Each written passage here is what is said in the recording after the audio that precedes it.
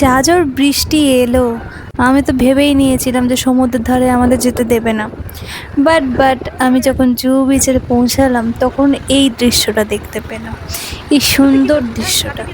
হ্যাঁ জানি জায়গাটা ভীষণ ক্রাউডেড, অনেকের হয়তো পছন্দ হবে না, বাট আমার আর আমার মায়ের খুব ভালো লেগেছে। যেহেতু মুম্বাই জুহু বিচ আমি ফার্স্ট টাইম গেলাম, মানে এতদিন শুধু লোককথায় শুনেইছি, মানে যাইনি। বাট আমি এই ফার্স্ট টাইম গেলাম, এত সুন্দর জায়গাটা। আমার মা আর আমি তো খুব মজা করেছি, যে আমার মা যেখানে কোনো ভিডিওই করে না সেখানে সেও এবারে ভিডিও করেছে। মানে জাস্ট আমি জোর করলাম যে একটু কিছু করো, মানে আমি ভিডিও শ্যুট করি তোমার, জাস্ট অ্যাটলিস্ট মেমোরি হিসেবে তো থাকবে যে আমরা এখানে ঘুরতে গেছিলাম।